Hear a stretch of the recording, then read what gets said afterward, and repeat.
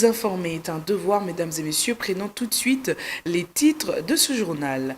Quelques journalistes de Kinshasa se sont levés comme un seul homme pour défendre la cause d'un des leurs en la personne de Stani Boujakera en détention voilà plus de 2 jours. Rex Kazadi, candidat indépendant au prochain scrutin présidentiel, a déposé sa candidature au bureau de réception et traitement de candidature. Les détails dans ce journal. Et enfin, lutte anti-érosive dans la commune de Ngaliema. Les habitants utilisent les moyens de bord comme solution palliative.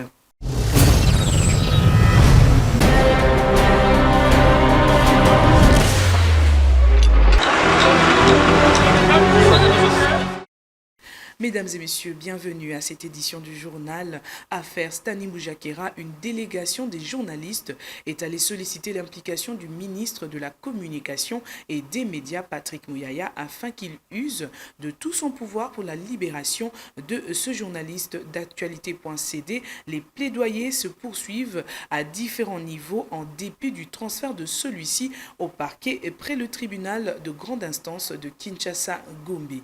Suivez. Ce qui a été conclu, disons, nous sommes, la corporation est mobilisée par rapport au cas malheureux qui est arrivé à notre confrère Stani Boujakera. Donc nous sommes d'abord venus dire au ministre de la Communication et des Médias notre peine de voir un de nos confrères privé de sa liberté pendant plus de 48 heures. Nous sommes venus dire au ministre que cette situation nous afflige énormément et qu'il fasse tout ce qui est en son pouvoir pour que notre confrère Stani Boujakera puisse recouvrer sa liberté d'aller et de venir. En tout cas, nous avons trouvé une oreille attentive du ministre qui a dit qu'il fera le suivi de ce dossier, mais en tenant compte justement du principe de la séparation du pouvoir. Mais il a été très attentif aux préoccupations de toutes les organisations professionnelles de la presse qui sont réunies ici et qui font bloc pour que Stani Boujakera recouvre dans le plus bref délai sa liberté d'aller et de venir qui lui a été privée voici 72 heures. Notre principale demande ici, c'est d'abord que Stani puisse comparaître en homme libre. Donc s'il y a des charges qui pèsent encore contre lui, il peut se défendre en homme libre. Donc c'est la principale demande que nous avons faite aujourd'hui lors de cette audience que le ministre nous a accordée. Donc pour nous, nous avons réaffirmé devant le ministre que la liberté de la presse est un droit constitutionnel et que ce droit doit être préservé. Nous avons demandé que les lois de la République soient respectées par tous les services de la République. Et donc, tous les services de la République sont soumis à la loi. Nous, en tant que professionnels des médias, nous, en tant qu'organisation professionnelle de droit, professionnels des journalistes, nous tenons absolument à ce que ce principe constitutionnel de la liberté de la presse, le droit d'informer, soit à tout prix préservé. Il s'est tenu lundi 11 septembre le premier congrès du Parti Alternative Citoyenne avec plus de 20 représentants provinciaux pour la restitution de leur convention nationale. C'était dans la salle Le Baoba, dans la commune de Kassaboubou. Suivez les déroulements dans ce reportage de Mitterrand Mukumbi. Ce congrès qui a bénéficié la participation de tous les membres venus de différentes provinces du pays où les partis alternatifs citoyennes est installé, s'est déroulé autour de 4 temps forts à l'ordre du jour, à savoir l'adoption du statut du parti, l'adoption de la vision du parti, la désignation du président du parti et du représentant du parti au sein de la plateforme alternative pour un Congo nouveau dans les primaires, et enfin la présentation du comité exécutif du parti. Ainsi, après présentation et analyse de tous les points au niveau de la convention, les choix s'est porté sur Floribert Anzoluni comme président du parti et candidat aux primaires qui sera organisé par la plateforme alternative pour un Congo nouveau. Il a été suivi de Olivier Kabouya, désigné secrétaire exécutif national. Dans son allocution, Floribert Anzoluni a mis l'accent sur l'ambition du parti qu'il va piloter. Notre ambition en tant que parti politique est d'une part de rompre avec le système de gouvernance prédateur qui a pris le pays en otage depuis beaucoup trop longtemps. Mais également, mais surtout, de proposer un projet de refondation qui tient compte des défis, des priorités et des problèmes réels auxquels les citoyens sont confrontés. Créée de manière indépendante, l'alternative citoyenne est née des souhaits des militants et activistes engagés à préserver l'organisation dont ils sont ici. Les hymnes ainsi que la séance de prise de photos des familles ont clôturé cette cérémonie.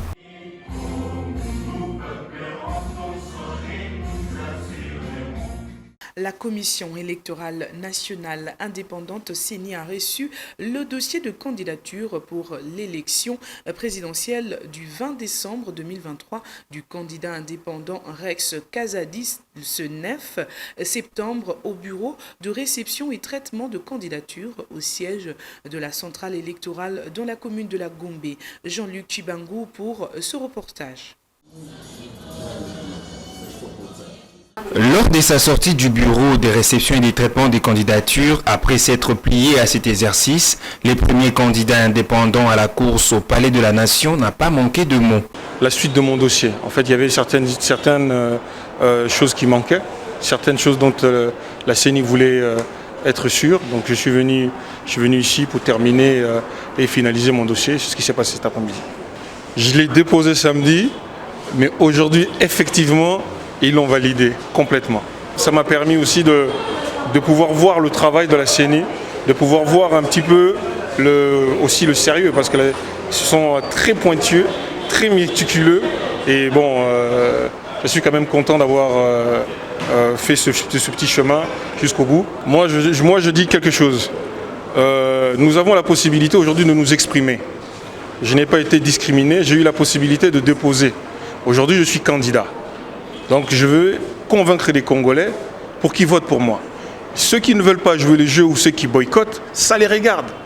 On ne va pas créer des lois spécifiques pour les candidats qui ne veulent pas participer à la démocratie de notre pays. Pour rappel, c'est en France que Rex Kazadi a fait ses premiers pas en politique en 2014 et a créé un mouvement dans l'objectif de fédérer un grand nombre de Congolais à l'accompagner dans sa quête du pouvoir.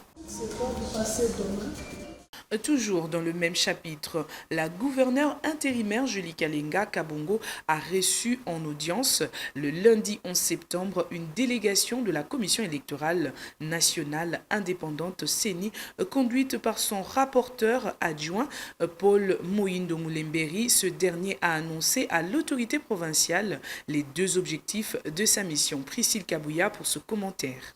Il s'agit d'harmoniser les vues entre la centrale électorale et les juridictions habilitées de connaître le contentieux relatif aux élections des députés provinciaux et conseillers communaux.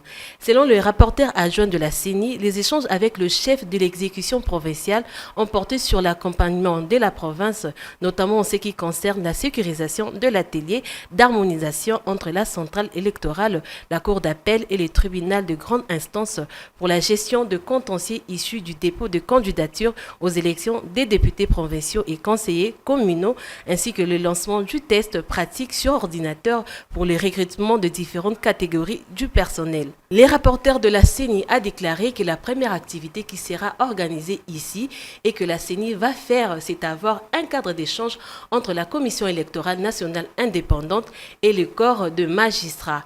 Cet atelier sur la justice électorale qui va commencer ce mardi 12 septembre à partir d'ici sur l'ensemble de 26 provinces, et donc cet échange portera sur différentes innovations mais également sur différents exemples de ce compte de ce qui a lié entre différents contentieux précédents.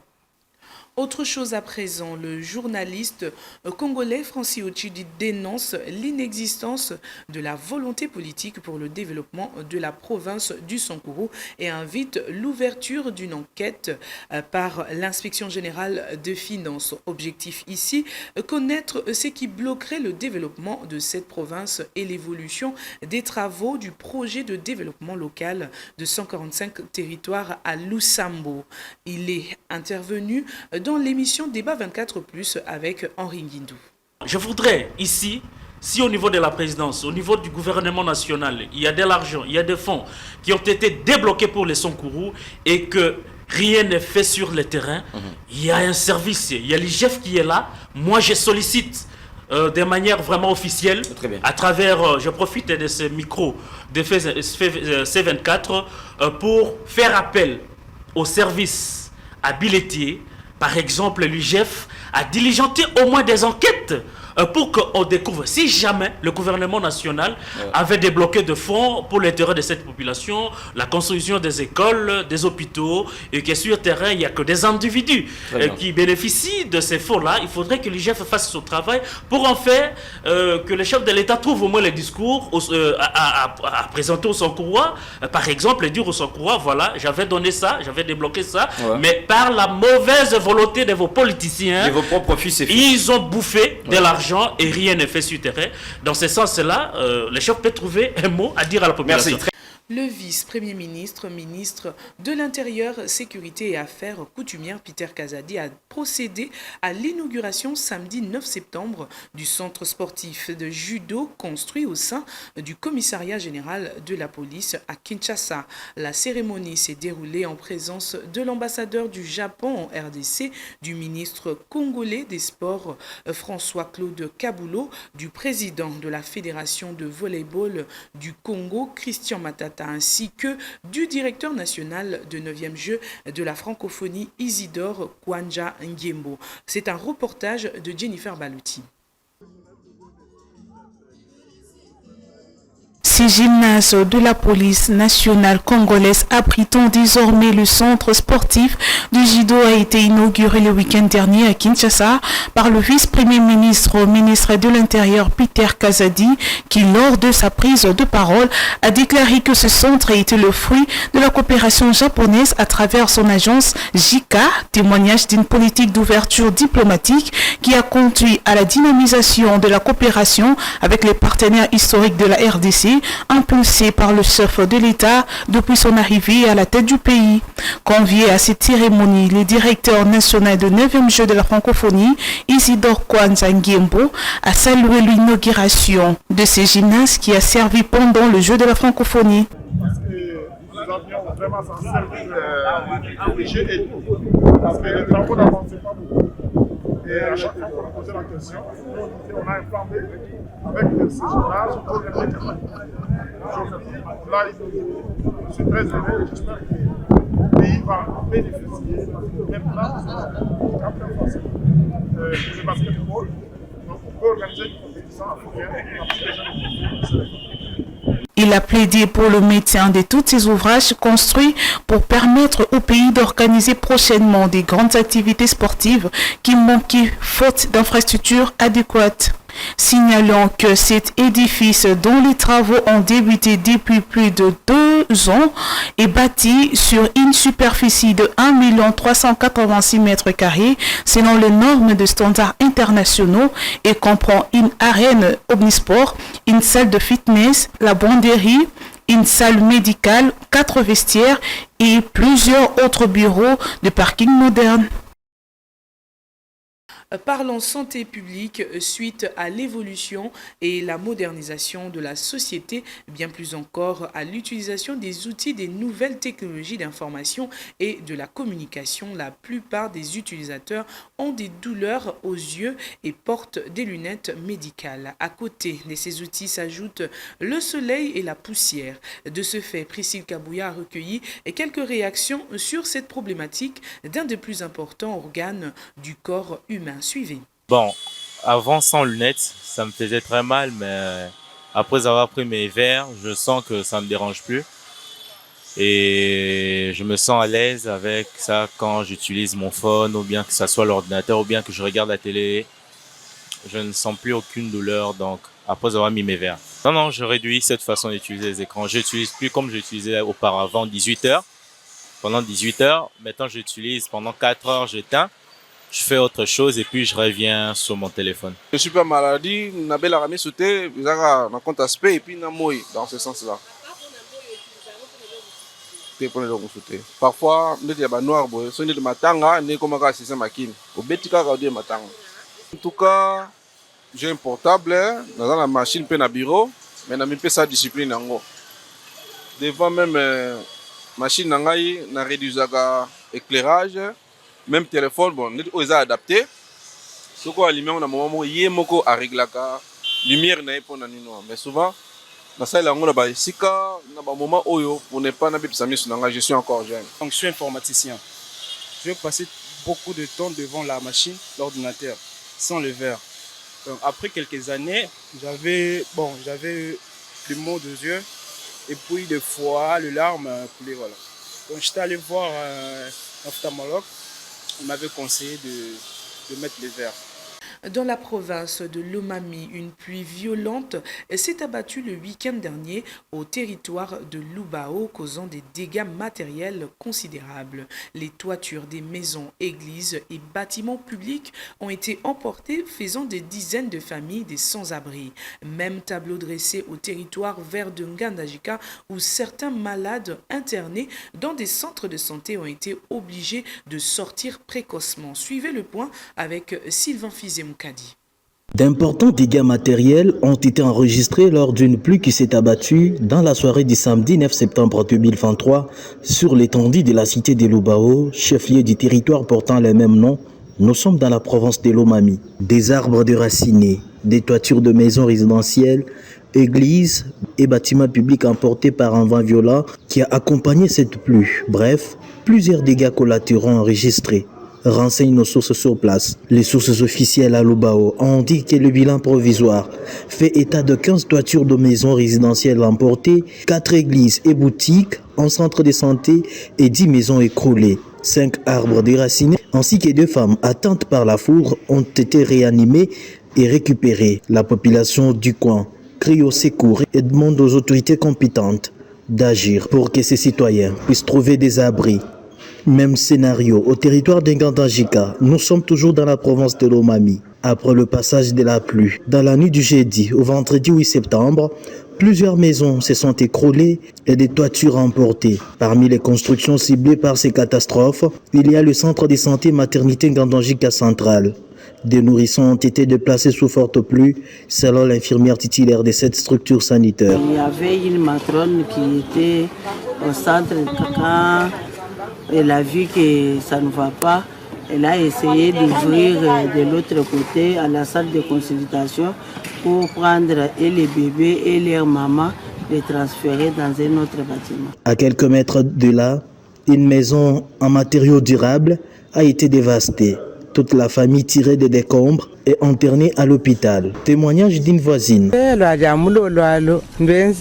Les vents violents qui ont eu lieu le soir ont emporté la toiture de cette maison et des murs écroulés. La mère qui y habite et ses enfants ont été tous touchés et sont à l'hôpital. Pour pallier à cette situation, certains environnementalistes conseillent la plantation des arbres pouvant atténuer le vent lors de précipitations.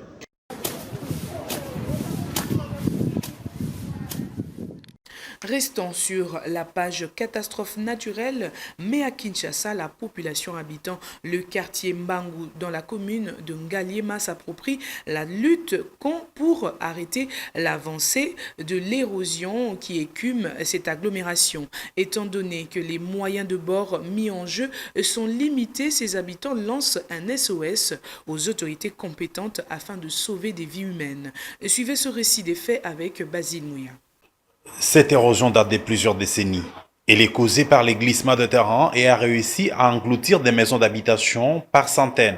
Elle a séparé le quartier Bankou au niveau de Michoni et Bolikangu. Philémon, l'un des résidents dont la parcelle se trouve juste à côté de cette érosion, nous dresse un bref aperçu historique.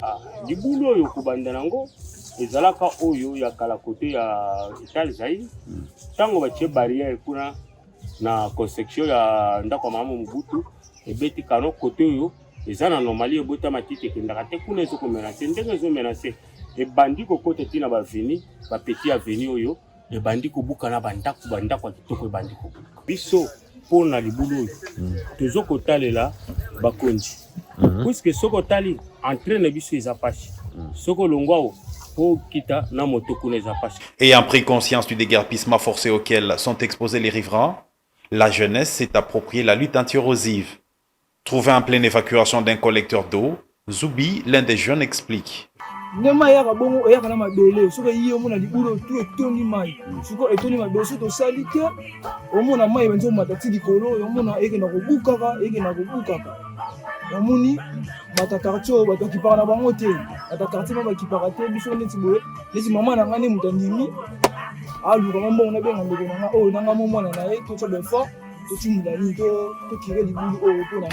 Le malheur ne vient jamais seul, dit-on. Cette érosion a également favorisé les banditismes urbains dans cette entité, tel que les témoigne d'ailleurs un habitant.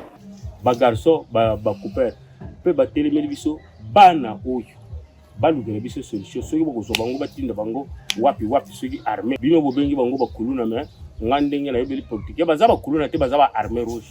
La population du quartier Bangou, dans la commune de Ngaliema, déplore ce qu'elle qualifie d'indifférence des autorités locales à lutter durablement contre cette érosion qui a non seulement fait de sans-abri, mais aussi causé des pertes en vies humaines. Et puis, l'avenue des Huileries, précisément de l'avenue Chouapa jusqu'à l'entrée principale du camp Lufungula devient de plus en plus impraticable à pied. Cause majeure, les eaux qui stagnent depuis plusieurs semaines sur cette grande artère cause de dégâts. Samy Elameji pour ce reportage. C'est tout au long de l'avenue Etienne Tshisekedi ex des Huileries que s'observent ces flaques d'eau qui vont du camp Lufungula jusqu'au croisement Chouapa. Ces flaques d'eau ont fait surface il y a quelques temps et rendent la circulation difficile pour les piétons. Cette situation met en difficulté les travail des vendeurs occupant les coins. Bon, papa, awa mayo etondi vraiment etondi kaka lelo te. Presque tozokende un mois na ndambo. Mayo tozoyeba te ezowuta wapi balobi o terrasse oyo eza bouché. Depuis eza bouché kuna moto akofongola yango aza na ye te. Oyo tozosouffrir bato te kaka biso nyonso. Batiminga kutu natikali na nganda nanga awa la mwa babiloko na teka ya muke po bandeko baza pembeni balia kamene ezo pesa biso pasi vraiment tozo souffrir tala eza lisusu mwa maite combien bale munene. Mentionnons que ce problème survient au début de la saison des pluies, il est de ces faits impératif que les autorités compétentes trouvent une solution le plus tôt possible. Et enfin, sport, le championnat provincial de rugby à 7 s'est clôturé vendredi 8 septembre au terrain GD dans la commune de Lemba. Ceci en présence du colonel Pita Jean Didier, président de la Luprikine, d'Amédée Lusimba Kala, premier vice-président de la Fédération congolaise de rugby, ainsi que Dodi Makwezi, agent de terrain de Ngenge Sport. Le rugby club Panthère est sacré champion de cette saison sportive 2023 dans les deux versions pour la deuxième fois. Suivez tour à tour les réactions du président de la Luprikine, Dodi Makwezi, agent de terrain de Ngenge Sport, au micro de Jennifer Baluti. Oui, mais Zenda, tu es présent, tu as vu. Bon, c'est lui qui prépare un mets. Il ne peut pas commenter sur ça. Ce sont ceux qui vont manger.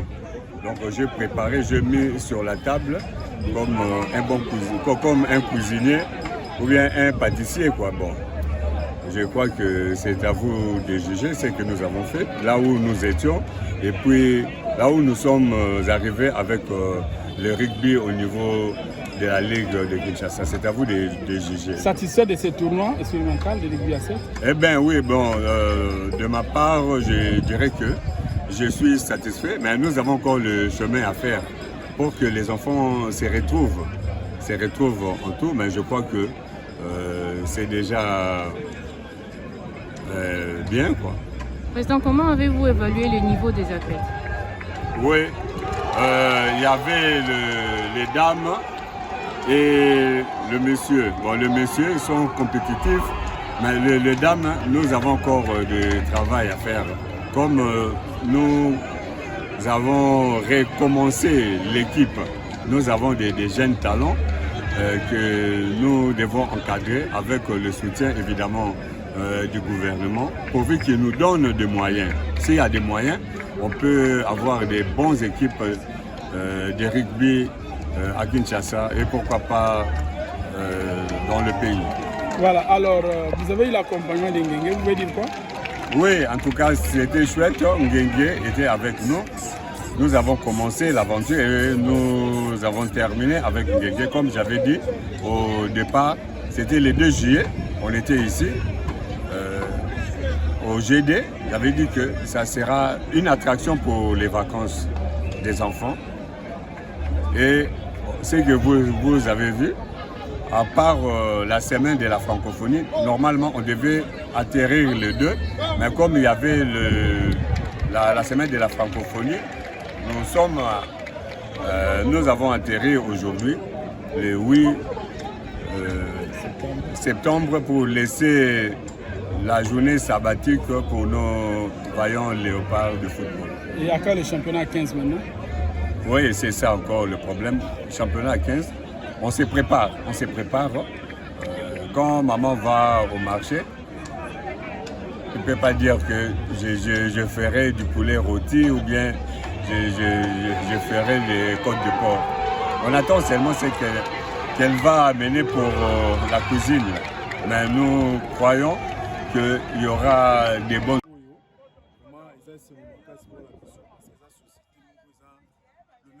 La meilleure société il y a Paris sportif na Congo, aussi je peux dire en Afrique, parce que il y a bien baimboka ou batala la musique que non ils ont la société moi ils ont un peu fiable mais il y a du sérieux bref sur mayo tous la seule société de sponsoriser tournoi sur les gars de bengi baya ebeli ba vraiment de suite et surtout du côté il y a avantage.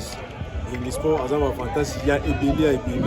Il suffit que non, tu es sérieux, il se concentrer dans l'événement nyonso. Vous voyez que non, vous avez la facilité à gagner, il y a bénéficier de l'avantage de la mission nyonso. Vous avez des bébés. Parce que pour crève, tu as la francophonie, tu as la seule société qui a la participation en tant que société à Paris sportif. Merci. Mesdames et messieurs, c'est la fin de cette édition du journal. Merci de l'avoir suivi avec beaucoup d'attention. Nous vous souhaitons un très bon moment chez vous et bonne suite de programmes sur la télévision numérique C24+.